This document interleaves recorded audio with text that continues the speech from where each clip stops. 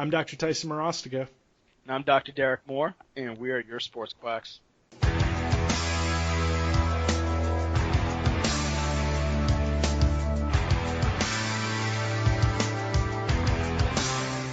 All right, welcome back, Sports Quacks. So today we're going to jump into the topic of language in chiropractic and kind of the language that we use in the office. And we're really going to focus on the subluxation word. We've talked about this before in other podcasts, but I feel like it's something that we can keep coming back to because I feel like our view on the subluxation term and how we communicate with patients really sets us apart and sets especially sports chiropractors apart. And if I want to use this as more of an open dialogue between the two of us to really help basically come together on how we can better communicate with patients. And especially with this, I'd love to hear from other chiropractors, especially sports chiropractors, on how you guys use what language you use in the office. Now, I'm going to jump straight to Derek on this one, and I want to go. Let's talk about the definition of subluxation, and let's build from kind of the ground up as we go through this. And I think we can learn a lot as we talk kind of through the terminology. So, Derek, background, subluxation, explain it. Let's just lay the groundwork for everyone listening. Yeah, so subluxation in the terms of within the chiropractic field really is just the defined area of the bone out of place model, meaning that one or two segments within the spine are not moving as well as they should be, which can have a cascade effect and really affect nerve information coming from the spine and affects a whole multitude of things down the line. See, you hold on. Sorry, 1 second though. Ooh, I got a question for you. Mm-hmm. So you even used a motion palpation term there too, right? Right. So that's where so for me, that's where I go with it. Like I'm the same way with you, dude, where I'm going a loss of motion, where there's chiropractors that literally believe out of place, right? Right. Yeah, that's true. Yeah. So Even I just polished it up a little bit too. yeah, right. You made it clean. You made it understandable. Mm-hmm. Like for me, when I think like subluxation, it's another chiropractor saying L4 is, left rotated and, whatever, left rotated and flexed or Right. extended in this position, and they're palpating spinuses and calling, body or spinous positioning issues, right? Right. If you guys are listening to this and you don't know what I'm talking about, don't even worry. It's not even worth being concerned about. But it's that bone out of place. Like, hey, it's out and it's narrowing the intervertebral foramen and it's putting pressure on a nerve, right? Mm-hmm. That's to me is like when I hear subluxation, like that's it. But Derek, so I'm going to have you, because I think you explain it really well, is explain motion palpation, listings and like what they mean to you. Yeah, and even with motion palpation, they their entire their entire premise is more of just global stiffness, global hypomobility, areas of the spine that don't very move very well.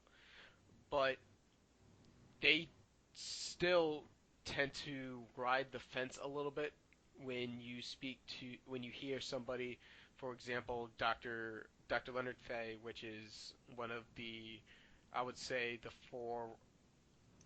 forefathers of motion palpation. He's still very, very actively involved. If you listen to him talk, he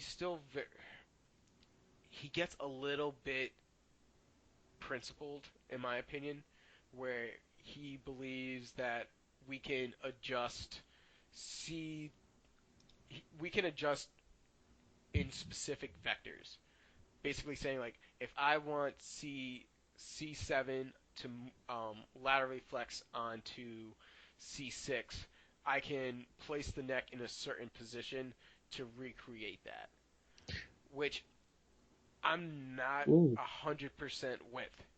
really? Yeah, it's just more so of like I think you can create lateral flexion in the spine, but I don't think that you can segment it down to we're definitely only moving this area and this area. So if you So want to tell me, hey, we want to move the CT junction into lateral flexion, okay, cool. But if you're saying that you're just moving C6 onto C7, I I just don't think that there's any need for us to try to. I feel like we're overcomplicating it. We're trying to make it sound like we're doing something better than what we're actually doing, and it's more of like a selling gig than that's anything else. interesting. Yeah, That's just my opinion. I I can see that. You see, my thought with this is, um, I've had it happen with patients where I think certain joints you can do that with, because I think with certain adjustments you can isolate. Whereas I think like with a lot of them you can't. Like I don't think you can isolate thoracic extension moves. Like I don't think you can isolate a lumbar roll adjustment. Mm-hmm. But I think you can isolate a C1, C2, C2, C3 lateral flexion issue, like, or occiput on C1. So like I've had patients come in who literally can't laterally flex their skull, right? So they're like, they have global lateral flexion from the lower cervicals. But when I ask them to isolate the lower neck and tip their ears, like drop the ears, like solely occiput on C1, they get sharp pain, right? Mm-hmm. So I've done the laying on your back, turn the head, adjust into lateral flexion move, Right. Yep. Yep. with a lot of success isolating that joint. I think the argument comes in is that if I can do specific adjustments like that, why can't I do specific adjustments down the spine, like down further down? Like why doesn't it translate from one joint to the next? Does that make, you know what Oh I yeah, mean? no, I hear what you're saying, but my counter to that would be, what's the difference in saying I'm going to adjust upper cervical versus adjust C1 onto C2? Hold on, say that again. Yeah, so you were kind of going in the opposite direction, saying like, well, if we can be specific here, then why Yeah, can't we be specific somewhere else? But my question would end up being, does it matter? Where what if I just say, hey, I'm moving your upper cervical region? Does that necessarily even matter if I know if I'm moving C1 onto C2 or occiput onto C1, or I'm just going to move upper cervical into lateral flexion? that's, you see. Okay, so what, when it comes to that, my thought is, if we're doing so that the big thing would be ranges of motion and localizing ranges of motion. So like I get it. Like my thought is, if you're looking at globalization of movement and we talk about where in the cervical spine, where does rotation happen? Right? Rotation is top three vertebrae, Mm-hmm. essentially, right? Anything below that is more of your lateral flexion, flexion extension moves, right? Mm-hmm. So I get what you're saying, where if we're going to create global movement, we're going to adjust upper cervical. Does it move CO on C1, or does it move C1 on C2? Like what does it move? You know what I mean? But we know that like lateral flexion in the upper spine is there's an occiput on C1, and the rotation is C1 on C2. Mm-hmm. So when you do that move, like that side lying move, and you adjust it, you're really adjusting for two things. You're adjusting for rotation on C1 and C2 and lateral flexion on the upper one. So that move is technically a upper cervical move, right? A global movement of the upper cervical. So I see what you're Right. saying there. Like I get that. Like that makes perfect sense to me, and I'm okay with that. Like I think specificity wise, certain joints allow it, but when you look further down the spine and you look the makeup of joints, things move globally, not specifically. Right.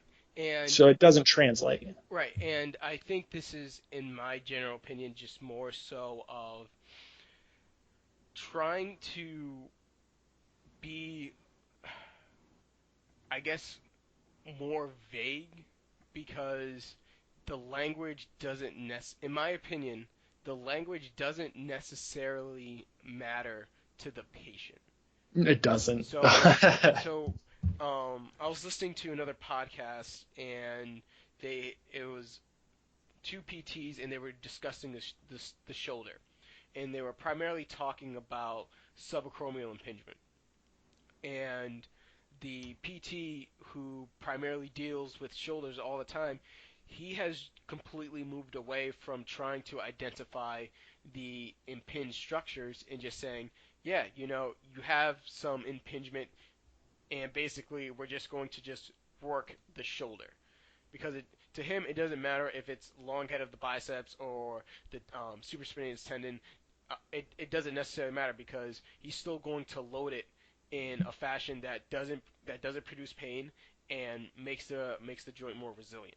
So he's fine living in that gray area where he's just like, I don't need to specify structures because we're still going to treat the area relatively the same. Interesting. And for I can see for ART practitioners that becomes a little bit iffy because all of a sudden now we're saying, okay, if the structures don't matter, then do the moves matter? Is there any reason why I need to do supraspinatus in a certain way or biceps tendon in a certain way or acromioclavicular ligament in a certain way, versus just I'm just going to just treat the shoulder, move it in pain-free ranges of motion, challenge it in some of that discomfort areas, and progress it by loading and see what happens.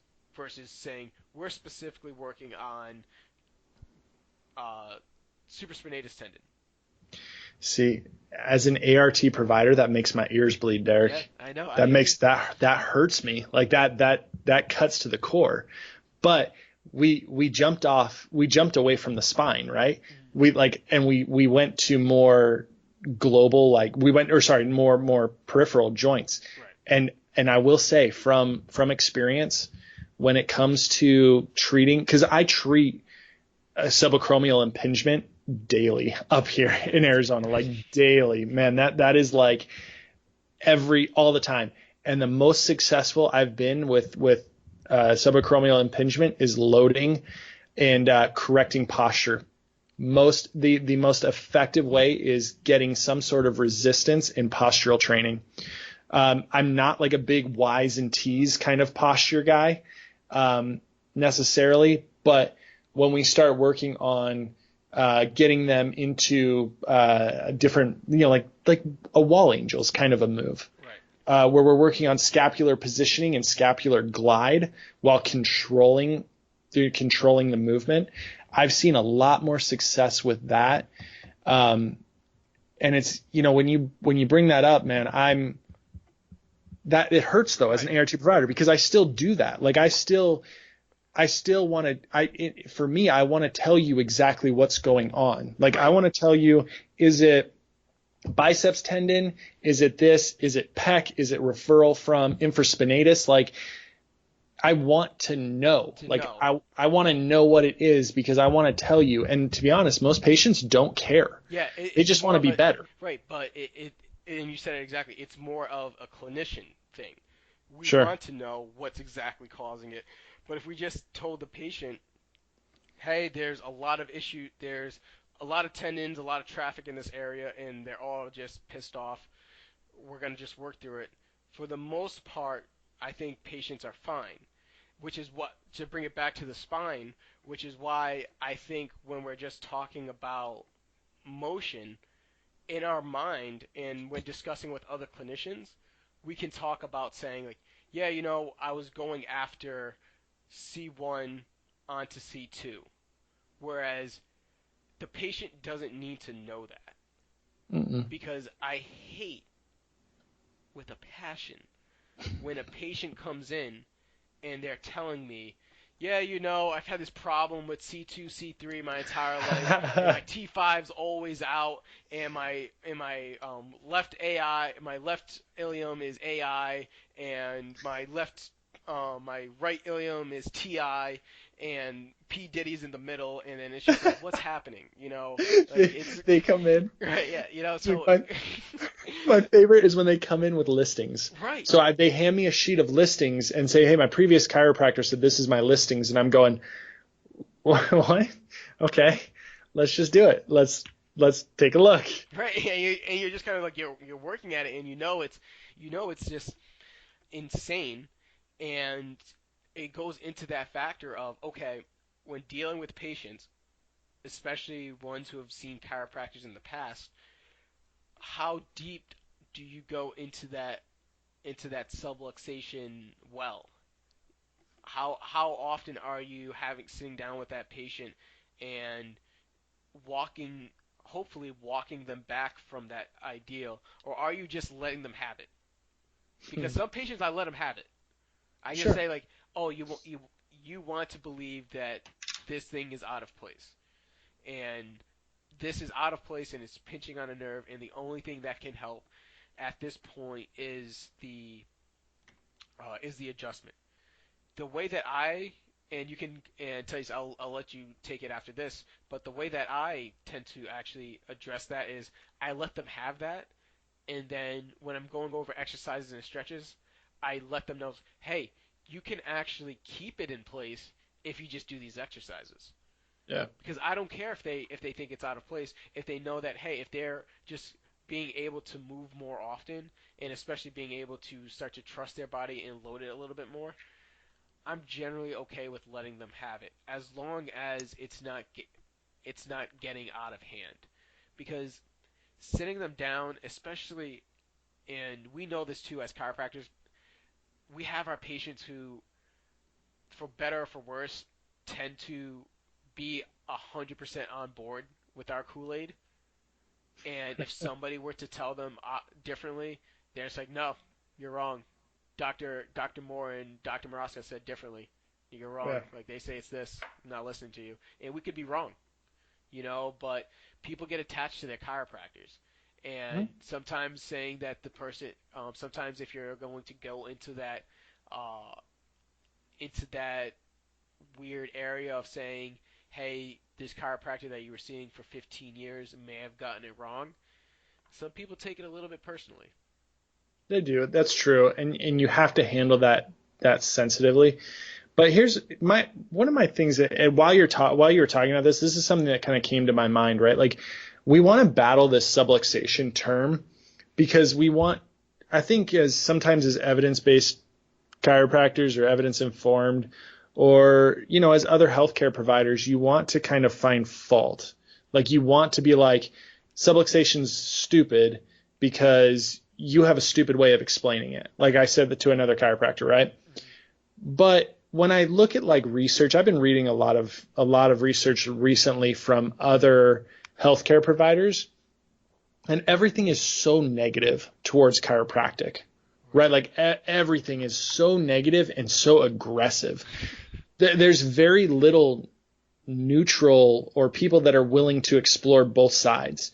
Because, like, let's be honest, like, why is chiropractic still around? Why has chiropractic made it through all the kind of not necessarily the test of time, I want to call it, but it's made it, it's been consistent. Like, and it's not all Kool-Aid. It's not all like, hey, you're buying into a bunch of hocus pocus.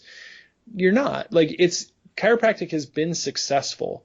But when you watch, like, I think there's this feeling from both sides of, hey, the medical world is trying to destroy me as a chiropractor, or the medical world, hey, these chiropractors are trying to, whatever, trying to overstep their bounds or whatever, right? There's these feelings, like these insecure feelings, right? And we kind of battle with that. So, like, this whole subluxation argument, it's actually can be it, even though if you're listening and you've never heard this argument before, it's actually a really sensitive topic for us. And it's hard to find information that's good. So, like, when I talk, basically, I went off on a little bit of a kind of a tangent here, but essentially what I'm saying is that when we get down to like explaining what we do as chiropractors, you almost kind of like, you want to get really defensive about this, and you want to like kind of be upset initially but there's no it's hard to find evidence of a good research that completely negates subluxation theory. Hmm. It's Well, weird, but there isn't. well, are you talking? What are you talking about in particular? See, I'm talking, you see, and that's it right there. And that's more of um, I'm talking more joint restriction, Right, but less not necessarily like bone out of place stuff. Bone but out of place stuff's not really there. right, but even then, are we talking about the theory of what's happening physiologically, or are we just talking about whether manipulation has an effect on the body?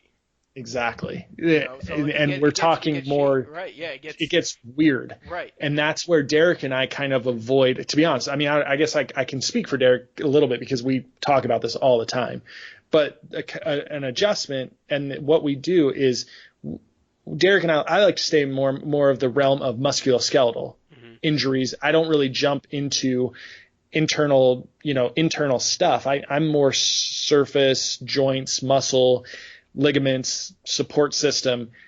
I don't really jump into that pressure on nerves affecting function of whatever. Hmm. That stuff has been more negated. But if you look at the we almost want to start jumping and attacking. People want to start jumping and attacking joint mobility, joint function, and effectiveness of range of motion and adjustments. And nobody's given me a good reason to not believe what I do or not have faith in chiropractic adjustments correcting motion and decreasing pain. Hmm. So I think, and I forgot where I heard this, but it it really kind of made me sit back and think about it. So in let's just say we take away the profession takes away the term subluxation, Okay. and they say we're done with that. We've accepted that the chiropractic adjustment affects the body on a central nervous system level, yes, but primarily through physiological. We're just talking about increasing range of motion, decreasing pain sensitivity, and kind of just leave it at that. If we do that in 20 years, is there, with the direction that we'll go in that, so we'll go more the musculoskeletal route, we'll go more central nervous system route, and if we follow evidence, we'll go with exercise and we'll go with loading and we'll go with manual therapy. In 20 years, what is the difference between us and physical therapists, Mhm. and does it come to a point where one is not needed? Well, so let me ask you this. What's the difference? Why is it that a lot of my patients will go see a physical therapist for a year and not get benefits, but come to me and get benefits in 2 months? Right. Why is that? Because that happens all the time. Hmm. Why? And I think it's our methodology. I think it's our diagnostic skills. I think it's the difference in the way we approach it, the way we load it, the patterning of how I go and how I treat, how I assess the way I schedule them on, treatment, range of motion work, loading. Like I hear way too often that like right now the physical therapy realm is to literally just start loading and exercising right away. Hmm. I think it's the combination of manual therapies. When I say manual therapies, I'm not talking scraping. I'm not talking. I mean, I guess I am, but there's so much more to it. There's understanding tissue tension and understanding the way you're touching people, how you're touching people. Like what are you doing? That sounds really bad saying it that way, but but that's literally it. Like I think, is there still a difference between me and a physical therapist? Yes, I will stand behind that 100%. There is, because I know that I approach things differently. Do we have the same knowledge, the same skills, the same background? Maybe. But would you say, is there a difference between you, a sports chiropractor, and a sports physical therapist? Yes. I do. I think so. And I don't, and that's a hard question to answer because it's kind of like putting me on the spot without doing like much like thinking about this, like in-depth thinking about it. But I believe there is. And I firmly, we'll stand behind that. And I think even if we were to abandon the subluxation and the potential that the adjustment has more of a physiological effect, Mm-hmm. I do think we would be fine. Even if we ditched that, I think we would still hold and maintain our separation. But there's also like, so let me ask you this. So I know I'm kind of rambling here a little bit with that because I think that's a tough question. I really do. It sounds like straightforward, but I really think that's a tough question to answer, even though I'm willing to stand behind my thought with that.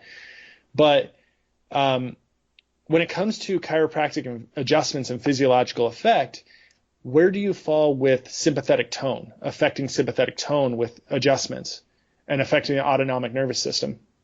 I think with adjustments, there has been shown to have some temporary effects on sympathetic tone, Mm-hmm. and some positive effects when it just comes to just m- muscle tone, patient, obviously subjective, but patient report of pain.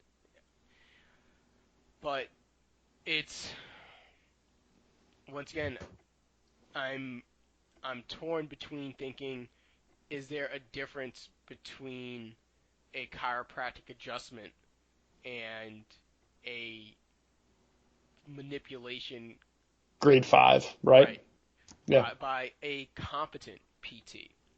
sure. The reason why I went with the sports PTs is because they generally start to do more manual therapy training. Mm-hmm. So they're generally the ones that will start to dabble in ART or start to do some more mobilizations. They generally are the Kelly Starrett followers too. We Sure. know who they are, and they do really good work. And I the reason why I asked if we start to lose our identity, do we lose our identity with subluxation, is more so too. I feel as though the movement for chiros at this point, if you start to listen to the ones who want to be evidence based, is they want to remove subluxation, but then they want to be known as primary spine, Hmm. which is, in my opinion, fantastic. It's great, but now you also leave out huge niches. So now you're saying, okay, we're semi going back in time where all we do is work on the spine, and Hmm. that's our wheelhouse. But now you look at this, for example, the sports chiros who are really the ones, in my opinion, putting chiropractic on the forefront. When the general public looks at chiropractors now, they're thinking sports. They see them on the sports fields. They see them like, oh, all right. They hear MMA fighters getting it. They see Joe Rogan talking about it, positive or negative. Hmm. But Hmm. it's usually through the lens of a sports background. If you're telling us, hey, we're going to go back and just deal with the spine, I feel as though that doesn't help the profession. I like the idea of having primary spine physicians, but I don't like being put in the box of we should only be doing neck, mid back, and low back pain. Sure.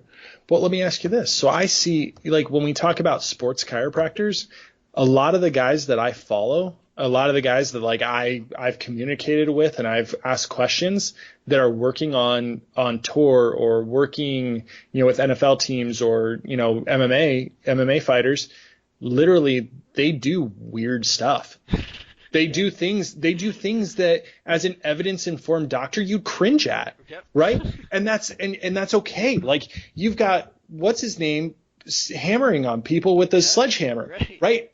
You've got doctors that are preaching bone out of place on the golf PGA Tour. You've got guys saying walk around in your bare feet because the lightning strikes energize you with negative electric. Like, I don't know, but here's the thing: is that when we talk sports chiropractors and we say like, hey, this dude's a sports chiropractor, it doesn't mean that they've all abandoned their original learning, their original, Life Chiropractic or Parker or, whatever studies. Not all of them have abandoned those thoughts. So like but they've integrated a lot of these sports medicine therapies and said, hey, how can I maintain some of this more holistic therapy and also include this more evidence-informed therapies and make it something special. And I think that's what we do great, is that we're willing to accept certain things and we're willing to include evidence-informed care and not completely abandon what's gotten us here. So to be honest, like, I don't know. That's where I have, as at least where I stand, I watch some of my colleagues and I watch some guys get out there and I watch them do certain things with patients and I go, I thought you were different. I thought you were like strictly ART. I thought you were strictly FMS. I thought you were strictly, these screens and these movement patterns. And I get in there and I watch the sports chiropractor do simple loading type examinations, simple, passive and active ranges of motion, and then build game plans and treatment plans based on that. So I don't know. For me, like, I think you can't abandon it completely. I think you can't take subluxation out, but I think you need to determine where you stand. Is it a movement issue? Is it a musculoskeletal issue? Are you comfortable with talking about physiological effects of adjustments? Are you comfortable with explaining them in a way that if you get someone in your office, you can really nail it down? I'm not. So I don't talk about it. Yeah. So I don't, if somebody comes in and says, hey, when you adjusted me, I could breathe finally, or hey, you adjusted me and my blood pressure plummeted and it was normal again, I'd go, hey, that's an awesome positive consequence of a chiropractic adjustment, right? You can have good and bad consequences, right? Right. Like, it's just a side effect, Side effect. There we go. It's just a positive, negative. It's just something that happens with it. It's a great result. So, I mean, here's the thing. We've spent a lot. We kind of bounced around on this, but the subluxation term, does it need to be dropped? Could it be dropped? Yeah, it probably could be dropped. But subluxation, we're not attached to it because the meaning behind it is kind of what our profession is attached to. It's not necessarily the word itself. The subluxation word is not what we attach to. The meaning behind it is what we're attached to, right? Like, so honestly, when it comes to education, patient education, we all do it different ways, and the biggest thing is each patient is different. So you've got to be able to communicate what you're doing and why you're doing it and how you're going to do it with the patient so that you can maximize patient outcomes, patient compliance, and really just to provide patients with a great experience overall. Do I maintain that we are different than other professions? Absolutely. And I'm good with that. And I'd love to hear from you guys. Hit us up with your thoughts behind subluxation term and the meaning behind it. And is there a different definition than we use? Hit us up. Ask us questions. We'd love to have an open conversation. And follow us on Facebook. Like us on Facebook. Follow us on Instagram. Hit us up. We'll talk to you guys later.